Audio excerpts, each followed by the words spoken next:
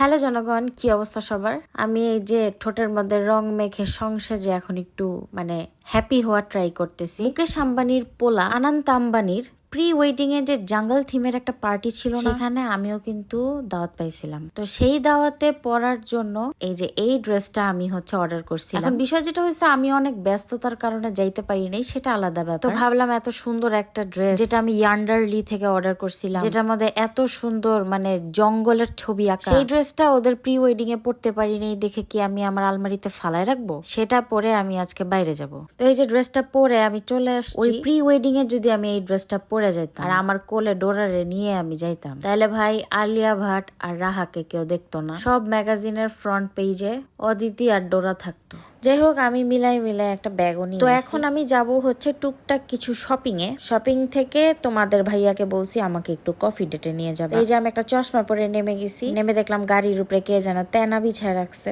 যাই হোক, তো তেনা সরে আমরা বের হয়ে গেছি। এখন তো ফার্স্টে আমরা গেছিলাম গ্রোসারি শপে, সেখানে গিয়ে টুকটাক জিনিসপত্র কিছু কিনলাম। তারপরে রনিকে নিয়ে চলে আসছি পেয়ালাতে। আমি আগে কখনো আসিনি, ফার্স্ট টাইম আসলাম। তো ফার্স্টে যে সিটটায় বসছিলাম ওই সিটটা আমার খুব একটা ভালো লাগেনি। পরে আমি ভাবতেছিলাম যে সিট চেঞ্জ করি। চশমা পরলে চেহারাটা একেবারে টিচার হয়ে যায়। যাই হোক, ওদের মেনুতে একটা মজার জিনিস দেখলাম, সেটা হচ্ছে রাস্তা চা। সেটার দাম আবার 155 টাকা। ওদের সবগুলো চাই 155 টাকা করে। তো পরে আমরা সিটটা চেঞ্জ করে এখানে বসলাম।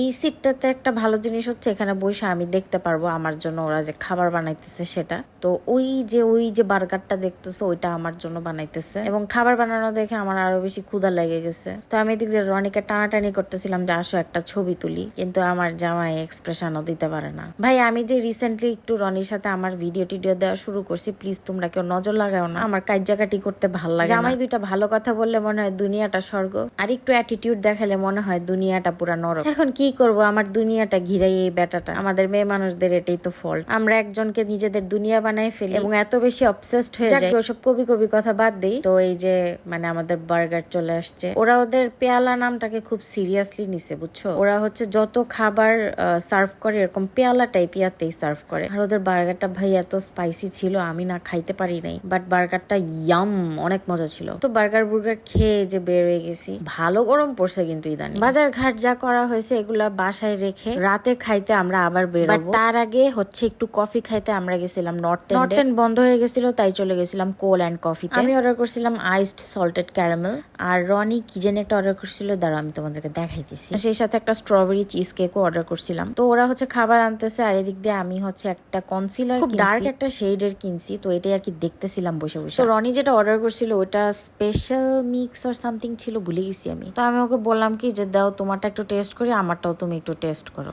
তো নেক্সট প্ল্যান কি, এটা তো তোমরা সবাই জানো যে অফকোর্স ও যেটা অর্ডার করবে সেটা বেশি মজা হবে আমারটার থেকে, এবং আমি যেটা অর্ডার করব সেটা হবে জঘন্য। তারপরে ও যেটা অর্ডার করছে সেটা হয়ে যাবে আমার, এবং আমি যেটা অর্ডার করছিলাম সেটা হয়ে যাবে ওর। এত বছর ধরে এটাই চলে আসতেছে। আমরা কালামারি অর্ডার করছিলাম। আমার এই জিনিসটা ভীষণ ভালো লাগে। অনেস্টলি এটা বাসায় বানানো যায়, আমি নিজেও বাসায় বানাইছিলাম, বাট এত মজা হয় না, কখনোই হয় না। বাসায় বানানো জিনিস বাসায় বানানো জিনিস। রেস্টুরেন্টে কেনা জিনিস যদি বাসায় বানানো যেত তাহলে মানুষ আর রেস্টুরেন্টে যাইতো না। আমার কাছে তো সবকিছুই ভালো লাগছে, বাট স্ট্রবেরি চিজ কেকটা ভালো লাগে নাই। পুরা জিব্বা মুখ টুক সব আমার লাল হয়ে গেছিল, টেস্টও ভালো ছিল না। যাই হোক, কফি টফি খাওয়া শেষে বের হয়ে গেছি। তো রনি বলতেছিল চলো তোমাকে একটু লং ড্রাইভ থেকে নিয়ে আসি, অনেকদিন আমরা লং ড্রাইভে যাই না। আর আমি তো মহা খুশি, মহা খুশি। লাউড মিউজিক, আর এই যে আমরা লং ড্রাইভে বের হয়ে গেছি। আমার তো এত খুশি লাগতেছিল। লং ড্রাইভে আমরা সবসময় 300 ফিট যাই, বাট রনি এদিকে কেন যাইতেছিল জানি না। তারপরে আমারে নিয়ে গেছে একটা তেলের পাম্পে নিয়ে গিয়ে বলতেছে তোমাকে তেল ভরাইতে নিয়ে আসছি। তোমাকে যদি আমি বলতাম যে গাড়িতে তেল ভরতে যাবো, তাহলে তুমি জীবনেও আমার সাথে আসতে। যেহেতু বলছি এটাকে লং ড্রাইভ, সেহেতু তুমি নাচতে নাচতে চলে আসছো। জিনিস কিন্তু এক, তুমি থাকবা গাড়ির মধ্যে বইসা শুনবা গান। যাই হোক, এরপরে কিন্তু আমার মন রক্ষার্থে সে 300 ফিট নিয়ে গেছিল। তো বাসায় এসে দেখলাম রাফাও রেডি। আমরা দুইটা বোন আজ পর্যন্ত কখনো ডেটে যাইনি, আজকে যাবো। বাই দ্য ওয়ে, তোমরা যদি বাংলাদেশের নকল না একদম অরিজিনাল ইম্পোর্টেড ড্রেস অর্ডার করতে চাও একদম নিজের সাইজে এবং সবচেয়ে কম সময়, তাহলে কিন্তু ইয়ান্ডারলি পেজ থেকে নিয়ে নিতে নিতে পারো। ভ্যাকেশনে যাওয়ার 15 দিন আগে অর্ডার করবা, পেয়ে যাবা। আর হিজাবি আপুদেরও টেনশন নেওয়ার কোনো কারণ কাছে কিন্তু অনেক লং লং গাউনও আছে। তো এই যে আমরা হচ্ছে রেডিমেডি হয়ে এখন বের হয়ে যাবো। বাই দ্য ওয়ে ভাবছিলাম যে আমরা দুজনই যাবো, কিন্তু ড্রাইভার এন্ড এটিএম কার্ড হিসাবে তোমাদের ভাইয়াকে নিতে হয়েছে। তো আমরা যাইতেছিলাম হচ্ছে আমারিতে। আমারির খাবার তো অ্যাজ ইউজুয়াল অনেক মজা, এটা তো আলাদা করে বলার কিছু না। তো এখানে বসে রনি হচ্ছে ফোন টিপাটিপি করতেছিল, আর আমি রনিকে বলতেছিলাম যে তুমি ফোন রাখো, আমার দিকে তাকায় থাকো, শুধু আমার দিকে তাকায় থাকবে, তোমার একটাই কাজ। ও আরেকটা কাজ আছে, সেটা হচ্ছে এই ধরনের যত লেস ফিতে আছে এগুলো ওর বাঁধতে হবে। খাওয়া দাওয়া পরে সবার আগে আমি গিয়ে হচ্ছে ডেজার্ট দেখতে গেলাম। ভাই ডেজার্টের ওখানে গেলে আমার মাথা খারাপ হয়ে যায়। যাই হোক, তো ফার্স্ট আমি সবকিছু ঘুরে ঘুরে দেখতেছিলাম কি আছে না আছে। আমার আসলে ক্ষুধা নাই, অত খাওয়ার মুডও নাই। খাওয়ার মুড না থাকলেও আপনারা খালি দেখবেন একটু পরে কি হারে খাওয়া খাই আমি। তাইলে ভাই বুঝে দেখেন যখন মুড থাকে তখন আমি কি করি। তো ফার্স্টে আমি নিছিলাম একটু পাস্তা সালাদ, তারপর সুশি নিব একটু বেশি করে। রিসেন্টলি আমার না সুশি খুব ভালো লাগে। তো এই যে আমি আমার প্লেট নিয়ে বসে পড়ছি। চপস্টিক দিয়ে তোমরা কে কে খাইতে পারো হাত তুলে। আমি আগে কি করতাম, চপস্টিককে কাঁটা চামচের মতো খাবারের মধ্যে ঢুকায় তারপর খাইতাম। তারপর একটু পরে উঠা গিয়ে আমি হচ্ছে এগুলা নিয়ে আসলাম। এটা সম্ভবত লেমন ফিশ ছিল নাকি আমার মনে নাই, বাট এটা খুবই মজা ছিল। তোমরা একটা জিনিস কি খেয়াল করছো যে চিকেন, মাটন, ফিশ সবকিছু একসাথে মিলাই আমি খাইতেছি। ওপ সরি, আমি তো ভুলে গেছিলাম যেটা বাসা না।